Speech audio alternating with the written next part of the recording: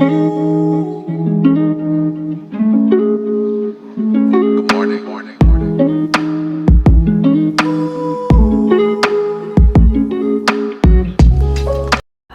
Welcome to my channel. ಎಲ್ಲರೂ ಹೇಗಿದ್ದೀರಾ? ಎಲ್ಲರೂ ಹ್ಯಾಪಿಯಾಗಿ ಹೆಲ್ದಿಯಾಗಿದ್ದೀರಾ ಅಂತ ಅಂದ್ಕೊತೀನಿ. ಇವತ್ತಿನ ವ್ಲಾಗ್ ಏನಂದರೆ ಸಿಂಪಲ್ಲಾಗಿ day in my life.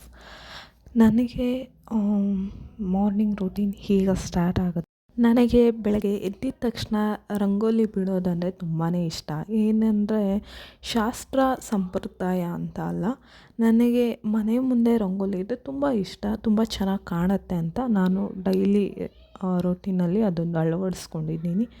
ಒಂದಿನವೂ miss ಇಲ್ಲದಿರೋ ಥರ ನಾನು ರಂಗೋಲಿನ ಹಾಕ್ತೀನಿ. ನನಗೆ ಅದು ಇಷ್ಟ. ಆ್ಯಂಡ್ ನಾನು ನನ್ನ ಮಾರ್ನಿಂಗ್ ರೂಟೀನಲ್ಲಿ ನಾನು ತಿನ್ನೋದು ಇದು ಹಳೆಯ ಅಂದರೆ ರಾತ್ರಿ ಅನ್ನಕ್ಕೆ ಬಂದ್ಬಿಟ್ಟು ನೀರು ಹಾಕಿಡೋದು, ಬೆಳಗ್ಗೆ ಎದ್ದು ಈ ಥರ ಆ ನೀರ ಜೊತೆಗೇ ಮೊಸರನ್ನ ಹಾಕಿ ಮಿಕ್ಸ್ ಮಾಡ್ಕೊಂಡು ತಿನ್ನೋದು. ಅದಕ್ಕೇನು ಆ್ಯಡ್ ಮಾಡಲ್ಲ. ಮೊಸರನ್ನ ಥರ ಒಗ್ಗರಣೆ ಹಾಕೋದು, ಸೌತೆಕಾಯಿ, ಕ್ಯಾರೆಟು ಆ ಥರ ಎಲ್ಲ ಹಾಕಿ ಮಾಡೋದು ಮಾಡಲ್ಲ. ಯಾಕಂದರೆ ಇದು ಬರೀ ಈ ಥರನೇ ತಿನ್ನಬೇಕು ಅಂತ ಹೇಳಿದ್ದಾರೆ. ಇದು ಬಂದ್ಬಿಟ್ಟು ಗಟ್ ಹೆಲ್ತ್ಗೆ ತುಂಬ ಹೆಲ್ಪ್ ಮಾಡುತ್ತಂತೆ, ತುಂಬ ಒಳ್ಳೆಯದು.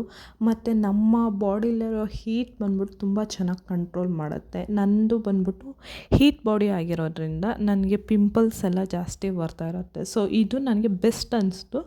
ನಾನು ಇದನ್ನು ಫಾಲೋ ಮಾಡ್ತಾಯಿದ್ದೀನಿ. ಹಾಗೆ ನನಗೆ ಒಂದು ಪಾರ್ಸಲ್ ಬಂದಿತ್ತು. ಏನಂತ ನೋಡಿದ್ರೆ ಒಂದು ಟ್ರೈಪಾಡ್ ಬುಕ್ ಮಾಡಿದ್ದೆ. ಹೇಗಿದೆ ಅಂತ ಚೆಕ್ ಮಾಡೋಣ ಅಂತ ಓಪನ್ ಮಾಡಿದೆ. ಸೊ ನನಗೆ ಅನಿಸಿರೋ ಪ್ರಕಾರ ನಾನು ಬಂತು ನೋಡಿದೆ, ಬಟ್ ನನಗೆ ಅಷ್ಟು ಸ್ಯಾಟಿಸ್ಫೈಡ್ ಆಗಿಲ್ಲ. ಕ್ವಾಲಿಟಿ ಅಷ್ಟು ಚೆನ್ನಾಗಿಲ್ಲ. ನಾನು ಇದನ್ನು ಮೀಶೋಲ್ಲಿ ಪರ್ಚೇಸ್ ಮಾಡಿದೆ.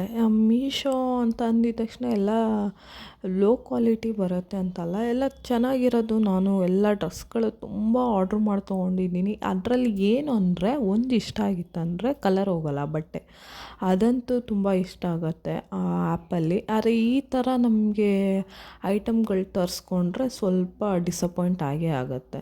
ನಾವು ತೊಗೊಳೋದ್ರ ಮೇಲೆ ನೋಡ್ಕೊಂಡು ತೊಗೊಬೇಕು. ಇದು ನನಗೆ ನೋಡಿದ ತಕ್ಷಣ ಹಾಗನ್ನಿಸ್ತು, ಏನೋ ಕ್ವಾಲಿಟಿ ಚೆನ್ನಾಗಿಲ್ಲ ಅಂತ. ಮುಂದಿನ ದಿನಗಳಲ್ಲಿ ಅದು ಯೂಸ್ ಮಾಡಿ ಹೇಗಿದೆ ಅಂತ ಮುಂದಿನ ಅಪ್ಡೇಟು ಅದ್ರ ಬಗ್ಗೆ ನಾನು ನಿಮಗೆ ತಿಳಿಸ್ಕೊಡ್ತೀನಿ. ಅದು ಓಪನ್ ಮಾಡ್ತಿದ್ದಾಗಲೇ ಗೊತ್ತಾಯಿತು. ಆ್ಯಕ್ಚುಲಿ ಅದು ಓಪನ್ ಮಾಡಿದ ತಕ್ಷಣ ನಾನು ನೀಟಾಗಿ ಅದು ಮೇಲೆ ಸೆಲ್ಫಿ ಸ್ಟಿಕ್ ಥರ ಇತ್ತು, ಅದು ಉದ್ದ ಇರುತ್ತೆ. ನಾನು ಸ್ವಲ್ಪ ತೆಗ್ದುಬಿಟ್ಟು ನೋಡಿದೆ, ಅದು ಚಿಕ್ಕದಾಗಿತ್ತು. ಫುಲ್ ಡಿಸಪಾಯಿಂಟ್ ಆಯಿತು, ಏನಪ್ಪ ಇದು ಇಷ್ಟೇನಾ ಅಂತ. ಆಮೇಲೆ ನೋಡಿದ್ದಕ್ಕೆ ದೊಡ್ಡದಾಗೆ ಇತ್ತು. ಮುಂದಿನ ದಿನಗಳಲ್ಲಿ ನೋಡೋಣ ಅದು ಮೊಬೈಲ್ ವೆಯ್ಟ್ ತಾಳುತ್ತಾ ಇಲ್ವಾ ಅಂತ ನೋಡಿಬಿಟ್ಟು ಹೇಳ್ತೀನಿ. ಹಾಗೇ ಹೋಯ್ತು ಮಾರ್ನಿಂಗ್. ಮಧ್ಯಾಹ್ನ ಬಂದುಬಿಟ್ಟು ಸ್ವಲ್ಪ ಕೆಲಸ ಇತ್ತು ಹೊರಗಡೆ. ಕೆಲಸ ಏನಂದರೆ ನಮ್ಮ ಆಂಟಿ ಮಗಳು ಸ್ಕೂಲ್ ಕನ್ನಡ ರಾಜ್ಯೋತ್ಸವ ಇಟ್ಕೊಂಡಿದ್ರು. ಸರಿ ಅಲ್ಲಿ ಹೋಗೋಣ ಅಂತ ಹೇಳ್ಬಿಟ್ಟು ನಮ್ಮ ಆಂಟಿ ಕರ್ಕೊಂಡೋದ್ರು. ನಾನು, ನಮ್ಮಮ್ಮ ಮತ್ತು ನಮ್ಮ ಅಕ್ಕನ ಮಗ ಪಾಪು ನಾವಿಷ್ಟು ಜನ ಹೋಗ್ತಾಯಿದ್ವಿ. ಹಾಗೆ ನಮ್ಮ ಮನೆ ಹತ್ರನೇ ಡಿಮಾರ್ಟ್ ಇದೆ. ಡಿಮಾರ್ಟ್ ಆ ಕಡೆಯಿಂದನೇ ಹೋಗಬೇಕು ಎಲ್ಲಿ ಹೋದ್ರೂ. ಹಾಗೆ ಹೋಗ್ತಾ ನೋಡಿದ್ರೆ ಡಿಮಾರ್ಟ್ ನೋಡಿದ ತಕ್ಷಣ ರೇಷನ್ ನೆನಪಾಯಿತು, ರೇಷನ್ ತೊಗೊಳ್ಬೇಕು ಅಂತ. ಸರಿ ಹೋಗಿ ಇದು ಮುಗಿಸ್ಕೊಂಬಂದು ನೆಕ್ಸ್ಟು ನಾವು ರೇಷನ್ ತರೋದಕ್ಕೆ ಹೋಗೋಣ ನಾಳೆ ಅಂತ ಅಂದ್ಕೊಂಡು ಹೋಗ್ತಾಯಿದ್ವಿ. ನೋಡಿದ್ರೆ ಬಿಸಿಲು ಸಿಕ್ಕಾಪಟ್ಟೆ ಇತ್ತು. ಬೇಸಿಗೆಯಲ್ಲಿ ಇರುತ್ತಲ್ಲ ಆ ಥರ ಬಿಸಿಲಿತ್ತು.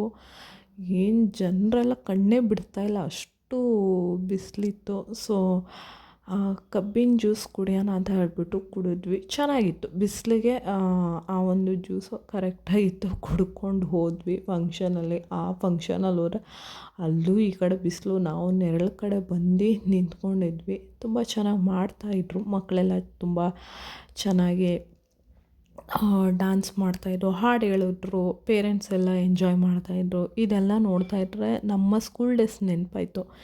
ಡ್ಯಾನ್ಸ್ ಅಂದರೆ ನಾವೆಲ್ಲ ಫಸ್ಟ್ ಬಂದು ನಿಂತ್ಕೊತಾ ಇದ್ವಿ. ಟೀಚರ್ ಡ್ಯಾನ್ಸು ಮಾಡಬೇಕು ಅಂತ ಅಂದರೆ ಸಾಕು, ಬಂದು ಫಸ್ಟು ಅವ್ರ ಕಣ್ಣಿಗೆ ಕಾಣೋ ಥರ ಓಡಾಡೋದು. ಒಂದು ವಾರಕ್ಕೆ ಮುಂಚೆ ಅವ್ರಿಗೆ ಗುರ್ತಿಸ್ಕೊಳೋದು, ನಾವು ಡ್ಯಾನ್ಸ್ ಮಾಡ್ತೀವಿ ನಾವು ಅಂತ. ಆಗ ಕರೆದು ಡ್ಯಾನ್ಸ್ಗೆ ಸೆಲೆಕ್ಟ್ ಮಾಡಿದ್ರೆ ಚೆನ್ನಾಗಿ ಡ್ಯಾನ್ಸ್ ಮಾಡೋದು, ಪ್ರಾಕ್ಟೀಸ್ಗೆ ಹೋಗೋದು, ಚೆನ್ನಾಗಿ ಪ್ರಾಕ್ಟೀಸ್ ಮಾಡೋದು. ನಾವು ಇಲ್ಲಿ ಕಂಪ್ಯೂಟರ್ ರೂಮಲ್ಲಿ ಡ್ಯಾನ್ಸ್ ಪ್ರಾಕ್ಟೀಸ್ ಮಾಡ್ತಾಯಿದ್ರೆ ಪಾಪ ನಮ್ಮ ಕ್ಲಾಸಲ್ಲಿ ಇರೋರೆಲ್ಲ ಕಿಟಕಿಯಿಂದ ನಮ್ಮನ್ನ ನೋಡಿ ಬೈಕೊಳ್ಳೋರು. ಡ್ಯಾನ್ಸ್ ಒಂದು ನೆಪ ನಿಮಗೆ, ಡ್ಯಾನ್ಸ್ ಆಡ್ತಾಯಿದ್ದೀರಾ ಅಂತ. ಅವ್ರಿಗೆ ರೇಗಿಸ್ಕೊಂಡು ಡ್ಯಾನ್ಸ್ ಮಾಡಿದ್ದ ಡೇಸ್ಗಳೆಲ್ಲ ತುಂಬ ನೆನಪಾಯಿತು. ತುಂಬ ಚೆನ್ನಾಗಿತ್ತು, ಆಗಿಂದು ಎಲ್ಲ ಒಂದು ನೆನಪಾಯಿತು. ಹಾಗೆ ಬರ್ತಾ ನೋಡಿದ್ರೆ ಮನೆ ಹತ್ರ ಪಕ್ಷಿ ಬಂದಿದೆ. ಅಂದರೆ ಈ ಥರ ಪಬ್ಲಿಕ್ ಪ್ಲೇಸಲ್ಲಿ ಪಕ್ಷಿಗಳು, ಪ್ರಾಣಿಗಳು ನೋಡೋದೇ ಒಂದು ಆಶ್ಚರ್ಯ. ಹಳ್ಳಿಗಳ ಕಡೆ ಇರುತ್ತೆ, ಆದರೆ ನಾವು ಇಲ್ಲಿ ಬೆಂಗಳೂರಲ್ಲಿ ನೋಡಬೇಕು ಅಂದರೆ ಅದು ಒಂದು ಗಾಡಿ ಬಂದ್ರೂ ಆ ಕಡೆ ಈ ಕಡೆ ಹೋಗ್ತಾ ಇಲ್ಲ, ಹಾಗೆ ಸ್ಟ್ರಾಂಗಾಗಿ ನಿಂತ್ಕೊಂಡಿದೆ. ಆಗ ಅದರಿಂದ ನಾವು ಕಲಿಬೇಕು ಅಂತ ಒಂದು ಮೋಟಿವೇಶನ್ ತೊಗೊಂಡಾಯ್ತು. ಹಾಗೆ ನೆಕ್ಸ್ಟು ಈವ್ನಿಂಗು ಕುಲ್ಫಿ ಮಾಡೋಣ ಅಂತ ಪ್ಲ್ಯಾನಲ್ಲಾಯಿತು. ಯಾಕಂದರೆ ತುಂಬ ಬಿಸಿಲಿತ್ತಲ್ವ, ಸೊ ಕುಲ್ಫಿ ಮಾಡೋಣ ಮನೆಯಲ್ಲೇ ಅಂತ ಒಂದು ಚಿಕ್ಕ ಟ್ರೈ ಮಾಡಿದ್ದಾಯಿತು. ಬಟ್ ತುಂಬ ಕಮ್ಮಿ ಇಂಗ್ರೀಡಿಯೆಂಟ್ಸು, ಬಟ್ ತುಂಬಾ ಸಮಯ ಹಿಡಿಯುತ್ತೆ. ಅದರ ಹತ್ರನೇ ಇರಬೇಕು. ಅಂದರೆ ಅದನ್ನು ಇಟ್ಬಿಟ್ಟು ಏನಾದರೂ ಸ್ವಲ್ಪ ಕೆಲಸ ಅಂತ ಹೋದರೆ ಫುಲ್ಲು ತಳ ಹಿಡಿಯುತ್ತೆ. ಆದರೆ ಪಕ್ಕದಲ್ಲೇ ಇಟ್ಕೊಂಡು ಹುಷಾರಾಗಿ ನೋಡಿಕೊಂಡು ಮಾಡಬೇಕಾಗತ್ತೆ. ಅದನ್ನು ಮಿಕ್ಸ್ ಮಾಡ್ತಾನೇ ಇರಬೇಕಂತ ತುಂಬ ಹೊತ್ತು ಅಂತ ಅನಿಸುತ್ತೆ. ಆದರೆ ಅದು ಟೇಸ್ಟ್ ವೈಸ್ ಸೂಪರಾಗಿತ್ತು, ತುಂಬ ಚೆನ್ನಾಗಿತ್ತು. ಮತ್ತು ನಾನೇನು ಮಾಡಿದೆ, 2 ಥರ ಮಾಡೋಣ ಅಂತ ಹೇಳ್ಬಿಟ್ಟು ಕುಲ್ಫಿ ನಾನು ಮಾಡಿದ್ದು ಒಂದು ಗ್ಲಾಸಲ್ಲಿ ಹಾಕಿದೆ, ಮತ್ತು ಕೊಕೋ ಪೌಡ್ರ್ ಹಾಕ್ಬಿಟ್ಟು ಚಾಕ್ಲೇಟ್ ಕುಲ್ಫಿ ಥರ ಒಂದು ಮಾಡೋಣ ಅಂತ ಮಾಡಿದೆ. ಈ ಐಡಿಯಾ ಹೆಂಗೆ ಬಂತು ಅಂದರೆ, ಲಾಸ್ಟ್ ಟೈಮು ನಾನು ನನ್ನ ಕೊಕೋ ಪೌಡ್ರು ಯೂಸ್ ಮಾಡಿಕೊಂಡು ಒಂದು ಚಾಕ್ಲೇಟ್ ರೆಡಿ ಮಾಡಿದ್ದೆ, ತುಂಬ ಚೆನ್ನಾಗಿತ್ತು. ಅದು ನೆಕ್ಸ್ಟ್ ಅಪ್ಕಮಿಂಗ್ ವೀಡಿಯೋಸಲ್ಲಿ ನಾನು ತೋರಿಸ್ತೀನಿ ನಿಮಗೆ. ಸರಿ ಅಂತ ಅಂದ್ಬಿಟ್ಟು ಅದೇ ಥರ ಮಾಡೋಣ ಅಂತ ಅಂದ್ಬಿಟ್ಟು ಇದೊಂದು ಕುಲ್ಫಿ ಥರ ಹೊಸ್ದಾಗಿ ಟ್ರೈ ಮಾಡೋಣ ಅಂತ ಮಾಡಿದೆ. ತುಂಬ ಚೆನ್ನಾಗಿತ್ತು, ಟೇಸ್ಟ್ ವೈಸ್ ತುಂಬ ಚೆನ್ನಾಗಿತ್ತು.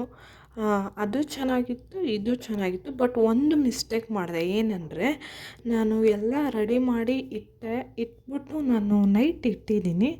ನೈಟಾಗಿ ಓವರ್ನೈಟ್ ಬಿಟ್ಟಿದ್ದೀನಿ. ಮಾರ್ನಿಂಗ್ ನಾನು ತೆಗ್ದಿರ ನಾನೇನು ಮಾಡಿದೆ, ಮಧ್ಯಾಹ್ನ ಎತ್ತಿದ್ದೀನಿ. ಅದೇನಾಯಿತು, ಚೆನ್ನಾಗಿ ಸೆಟ್ಟಾಗಿದ್ದಿತ್ತು, ಏನಾಯಿತು ತಿರ್ಗಾ ಮೆತ್ತಗಾಗಿತ್ತು.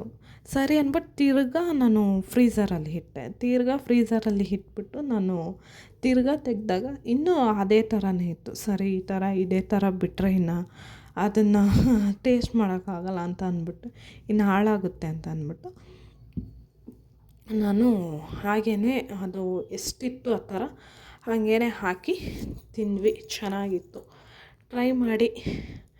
ಇದಾಗಿತ್ತು ನನ್ನ ವ್ಲಾಗ್. ನೆಕ್ಸ್ಟ್ ವ್ಲಾಗಲ್ಲಿ ನಾನು ನಿಮಗೆ ಸಿಗ್ತೀನಿ. ಈ ವಿಡಿಯೋ ಇಷ್ಟ ಆಗಿದ್ರೆ ಪ್ಲೀಸ್ ಸಬ್ಸ್ಕ್ರೈಬ್ ಮಾಡ್ಕೊಳ್ಳಿ, ಲೈಕ್ ಮಾಡಿ, ಪಕ್ಕದಲ್ಲಿರೋ ಬೆಲ್ ಬಟನ್ನ ಕ್ಲಿಕ್ ಮಾಡಿ. ನೆಕ್ಸ್ಟ್ ವ್ಲಾಗಲ್ಲಿ ಸಿಗ್ತೀನಿ. ಅಲ್ಲಿವರೆಗೂ ಬಾಯ್.